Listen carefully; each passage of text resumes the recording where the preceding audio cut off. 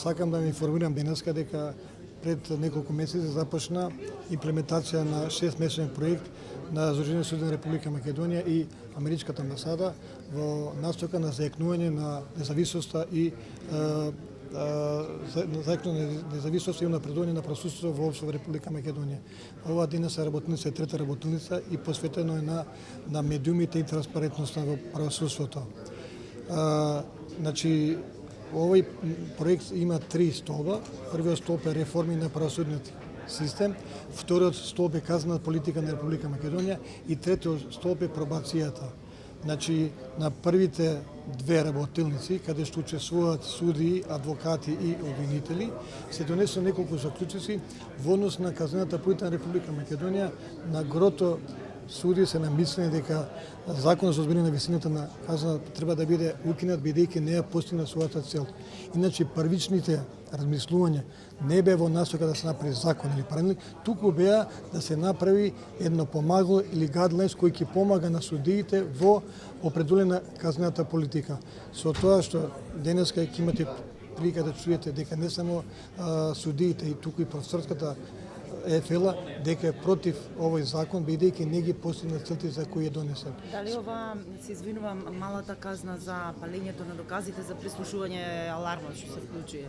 Не, значи ова е одамна, ова може да биде само едно финале кое допринесува стварно да се докаже дека стварно не се постигнува целта, дека целта беше да се уедначи казнената политика, меѓутоа вие сте свесни и јавноста дека со тоа не се постигна таа целта.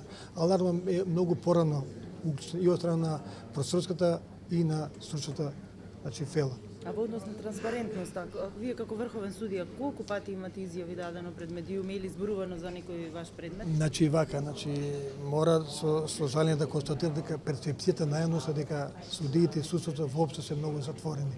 Сметам дека денешната конференција ќе допринесе да се таа транспарентност се надмине и да се докаже или да се покаже во кој пат треба да освијат судиите. Значи ние како суди или како Сдруженијето на суди со јавноста комуницираме по пат на наши, да речем, соопштенија, по присуство на дебати, меѓутоа мора да свати дека судите се малку ограничени, дека тие кога дискутира само за својот пред и не може да идат надвор од тоа. Меѓутоа има некои правила кои мора да се почитуваат при тие информации за предметите.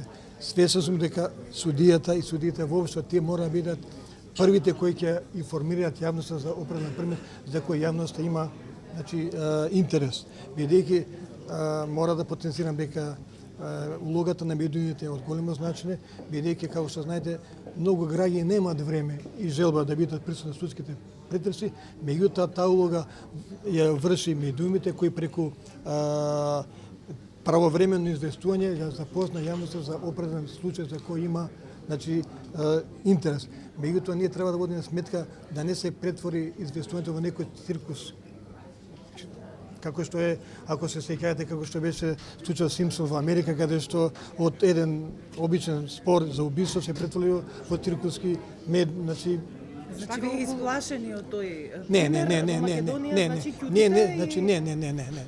не се исплашени.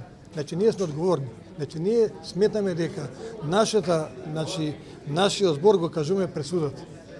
Значи ако ние кажеме во јавноста, имаме ограничување до кој степен можеме да информираме јавноста за определен спор.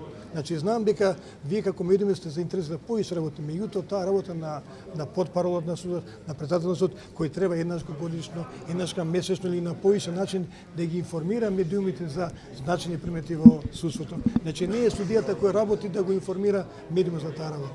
Меѓутоа, околу АКМИ системот, тој актуелно периодов, треба и во Врховен да дојде комисијата. Многумина суди и председатели на судови се произнесува околу тоа. Вие имате ли сознанија за разместување, односно местење на предмети во вашиот или пак можеби во другите судови? Да ви кажам, јас немам информации, меѓу читајќи го извештајот на судијата Прибе, дека имало такви работи во сите судови. И многу е децен судијата. Пример, за тие лица кои учествувале во такви работи, треба да се сносат крична одговорност. Колку е казната затвор?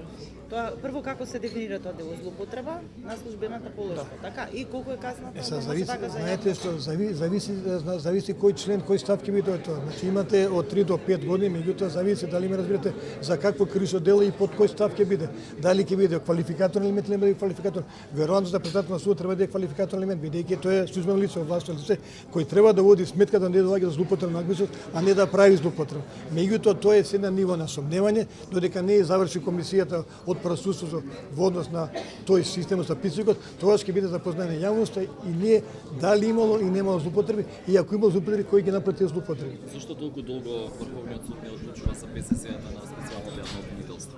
Вие се заглавени повеќе од 2,5 месеца ако не се лажам. Знаете што тоа е процедура стандардна, бидејќи се мора да признаеме дека институцијата специјално јавно обвинителство, нова институција во Република Македонија има проблеми, значи во доставата документацијата, значи додека ги обезбедија документите основен суд од Советот на обвинители, значи скоро време дојде кај нас и јас се надевам дека у најскоро време ќе има одлука и за тие без извинение на специјалното јавно обвинителство.